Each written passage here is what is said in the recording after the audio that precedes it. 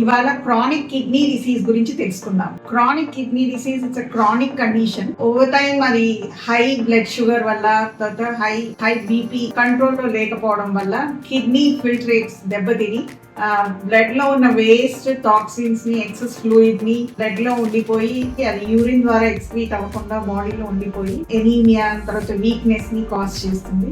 ఇది slowly worsen అవుతూ అది టైమ్లీ ట్రీట్మెంట్ చేయకపోతే కంప్లీట్ గా కిడ్నీ ఫెయిల్యూర్ వెళ్ళిపోయి తర్వాత కిడ్నీ ట్రాన్స్ప్లాంట్, డయాలసిస్ చేయవలసిన కండిషన్స్ ఏర్పడుతుంది.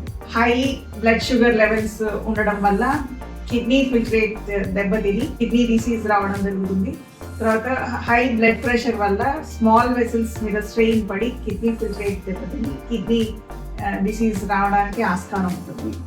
తర్వాత జెనెటిక్ ఫ్యాక్టర్స్ వల్ల పాలిసిస్టిక్ కిడ్నీస్ వల్ల కూడా ఈ ప్రాబ్లం వస్తుంది. తర్వాత ఆటో ఇమ్యూన్ డిజార్డర్, లూపస్ అనే ఆటో ఇమ్యూన్ డిజార్డర్ వల్ల కూడా కిడ్నీ ఫిల్టరేట్ దెబ్బతినే ఛాన్సెస్ ఉన్నాయి.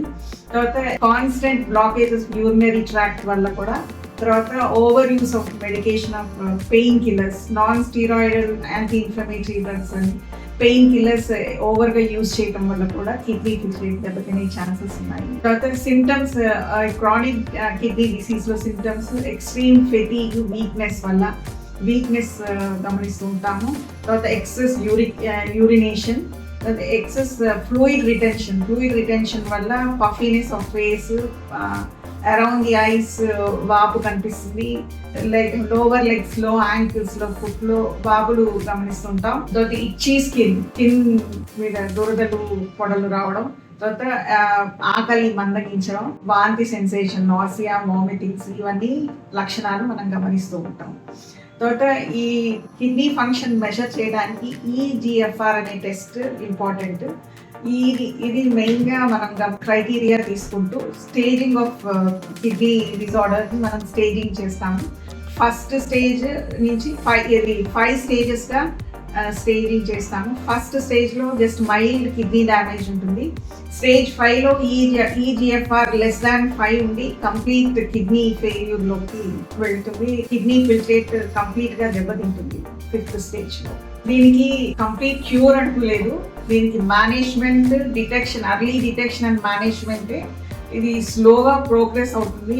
వెంటనే లక్షణాలు ఫస్ట్ వాపులు, తర్వాత ఫెటీగ్, నీరసం అవి తెలుస్తాయి. వెంటనే టెస్టుల ద్వారా అర్లీ డిటెక్ట్ చేసి మేనేజ్ చేసుకుంటే అది స్లో ప్రోగ్రెషన్ చేయొచ్చు. మనం ట్రీట్మెంట్ ఏంటి అంటే life style changes, eating balance diet అన్నమాట. తర్వాత less than 3 grams salt intake, less sugars తీసుకోవడం, లెస్ పొటాషియం ఉన్న ఫుడ్స్ ని తీసుకోవడం, physical activities, walking, swimming, aerobic exercises చేయడం వల్ల ఫిజికల్లీ యాక్టివ్ ఉండడం ద్వారా, తర్వాత డ్రింకింగ్ అండ్ స్మోకింగ్ అలాంటి హ్యాబిట్స్ ని క్విట్ చేయడం, పెయిన్ కిల్లర్స్ మెడిసిన్స్ తీసుకోకపోవడం, ఇవన్నీ చేయడం ద్వారా మనం కిడ్నీ డిసీజ్ ని ప్రోగ్రెస్ కాకుండా చేయొచ్చు. తర్వాత ఎనీమియా ఉంటే బ్లడ్ తక్కువ ఉంటే ఎనీమియా కరెక్షన్ మెడిసిన్స్ తీసుకోవడం, బీపీ మెడిసిన్స్ రెగ్యులర్గా తీసుకోవడం, ఇవన్నీ సికేడీని, క్రానిక్ కిడ్నీ డిసీజ్ని చెక్ చేయడానికి పాసిబిలిటీ ఉంటుంది. Methods of knowing kidney disease ఏంటంటే యూరిన్ ఆల్బుమిన్ టెస్ట్ కిట్స్ వస్తున్నాయి. తర్వాత రీనల్ ఫంక్షన్ టెస్ట్ చేసుకోవడం ద్వారా, తర్వాత ఈ సీరం క్రియాటిన్ లెవెల్స్ తెలుసుకోవడం, ఈజిఎఫ్ఆర్ టెస్ట్ చేయడం ద్వారా కిడ్నీ ఫంక్షన్ తెలుసుకోవచ్చు అన్నమాట.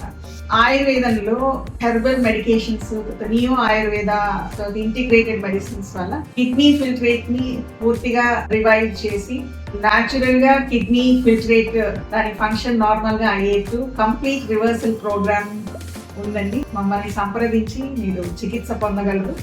ఫర్దర్గా చూడటానికి ఐజిన్ పేజ్ని సబ్స్క్రైబ్ చేసుకుని చూస్తూ ఉండండి. Thank you.